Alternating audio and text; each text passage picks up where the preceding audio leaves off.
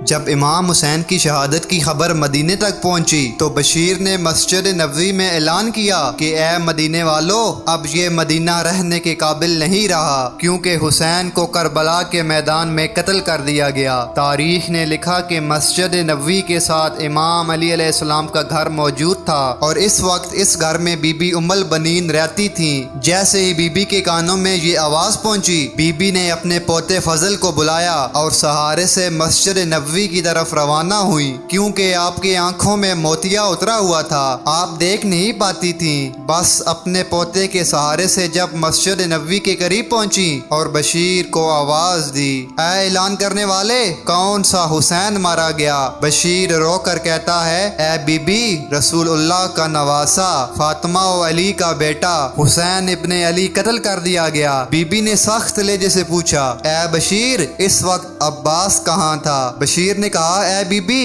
میرے مولا حسین علیہ السلام سے پہلے آپ کے بیٹے عباس کو شہید کر دیا گیا۔ بی بی نے کہا، اے شخص، تو عباس کو نہیں جانتا؟ میرے عباس جیسا بہادر اس پوری عرب زمین پر کوئی بھی نہیں، وہ کیسے مارا گیا؟ بشیر قریب آتا ہے اور پوچھنے لگتا ہے، اے بی بی، آپ کون ہیں؟ بی بی ام البنین فرماتی ہیں، میں عباس کی ماں ہوں، مجھے بتاؤ عباس کے ہوتے ہوئے حسین کیسے شہید ہو گیا؟ بشیر رو کر دستے ادب جوڑ کر کہنے لگا، اے بی بی، آخری دم تک آپ کا بیٹا عباس امام حسین علیہ السلام کی خدمت کرتا رہا اور کہتا رہا کہ اے میرے آقا حسین، مجھے اجازت دیں تاکہ میں ان کو بتاؤں کہ میں علی کا بیٹا ہوں۔ لیکن امام حسین علیہ السلام بار بار فرماتے تھے، عباس، یہ صبر کا امتحان ہے۔ لیکن جب 10 محرم کے دن 3 دن گزر جانے کے بعد بچے پیاس کی شدت سے مرنے لگے، تب امام حسین علیہ السلام نے حضرت عباس کو اجازت دی،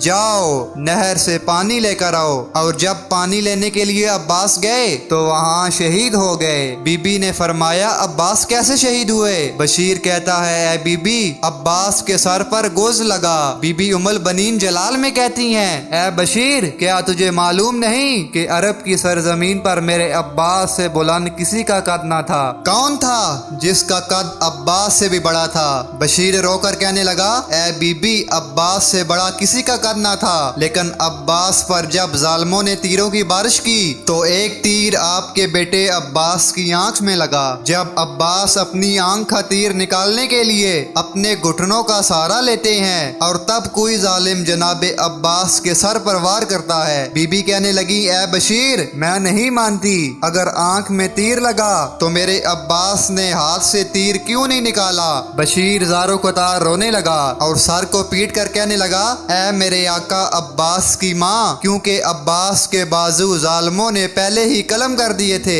میرا مولا عباس جب آنکھ کا تیر نکالنے کے لیے جھکتا ہے تو ظالم عباس کے سر پر وار کرتے ہیں اور آپ گھوڑے کی زین سے زمین پر آتے ہیں۔ بی بی ام البنین زمین پر بیٹھتی ہیں، اپنے دونوں ہاتھ سر پر رکھتی ہیں اور زاروں قطار روتی ہیں اور چیخ کر فرماتی ہیں، اے میری آقا زادی زینب، مجھے معاف کرنا۔ اتنے میں بشیر پوچھتے ہیں، اے بی بی، آپ کا بیٹا عباس شہید ہوا اور آپ بی بی زینب کا نام لے کر رو رہی ہیں۔ بی بی ام البنین رو کر کہتی ہیں، اے بشیر، حسین کے ساتھ حسین کی بہنیں تھیں اور ان کے پردے کا محافظ میرا بیٹا عباس تھا، اللہ جانے میری آقا زادیوں کے ساتھ کیا ہوا ہوگا۔ بس بی بی اپنے پوتے کو کہتی ہیں، اے فضل، مجھے جنت البقیع لے کر چل۔ جنت البقیع تک آتی ہیں، بی بی فاطمہ الزہرا کی قبر پر خود کو گراتی ہیں، خاک سر پر ڈالتی ہیں اور فرماتی ہیں، اے رسول کی بیٹی، مجھے معاف کرنا،